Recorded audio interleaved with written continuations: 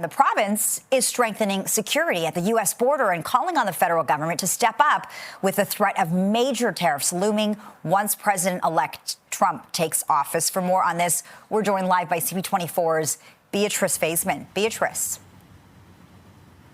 This is essentially Premier Doug Ford in Ontario putting pressure on the feds to do something to strengthen the 49th parallel, the border between Canada and U.S. And so today the province announcing essentially ramping up efforts to secure the border. I want to bring in CTV's public safety analyst Chris Lewis, former OPP commissioner as well, to talk about this.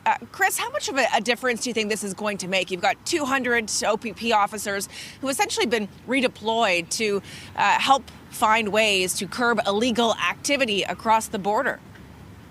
Absolutely a good thing, but absolutely not a long-term solution. I mean, the province is doing something, and that's great. They've already supplied some money for technology and helicopters and drones and whatnot, or at least there's been discussions around that. The feds have really come up with nothing, and all that's out the window now because of the resignation of the Prime Minister. So Ontario is trying to do something. With limited powers and authorities under the federal legislation, they can work with the few Mounties and CBSA that are out there, and of course strengthen relationships even more because they're not bad already with the U.S. authorities.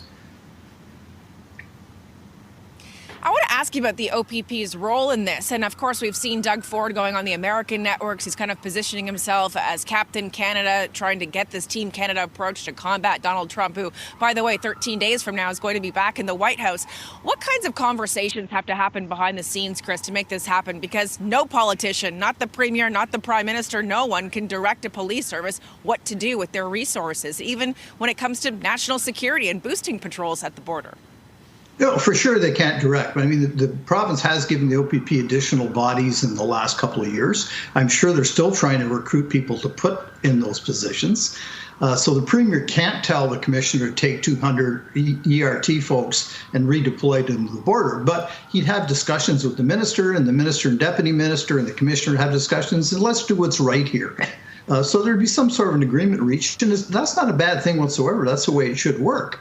But once again, not a long-term solution because those 200 officers have day jobs and they have other things to do that won't be being done at the same time the OPP is short in many areas of the province. So a difficult time, but a good decision to try and do something to stop the flow of guns coming into our country. Give us some perspective, Chris. I mean, you served as the commissioner. You know what some of the challenges are when it comes to this cross-border illegal activity. Of course, and historically, there's been a lot of focus from the U.S. and Mexico. But what actually happens here on the U.S.-Canada border? What's the issue? Well, ultimately, it's just such a long, porous border. The ports of entry in Cornwall and Lansdowne, Ontario, and Toronto and Niagara Falls and Fort Erie, et cetera, they're staffed with CBSA officers, but they can't check everything that comes in.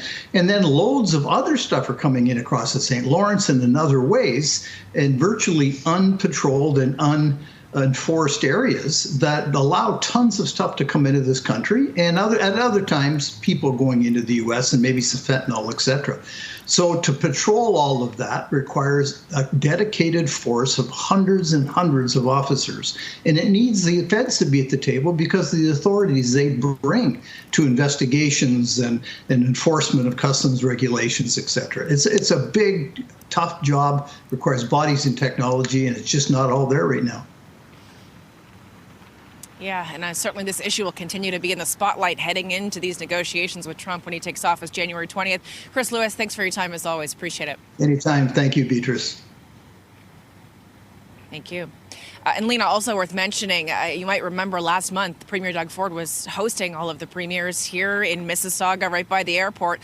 When Chrystia Freeland announced her resignation in haste, it kind of sent that meeting into a tailspin, but it really also banded the premiers all together where they spoke with one voice saying we need a Team Canada approach to deal with Donald Trump and this threat of tariffs.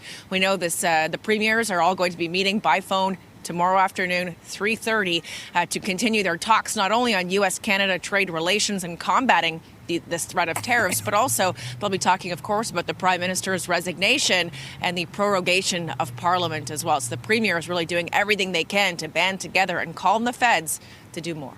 Back to you. We'll be watching that meeting very closely. Beatrice Faisman live just outside Queen's Park this hour. Thanks, Beatrice.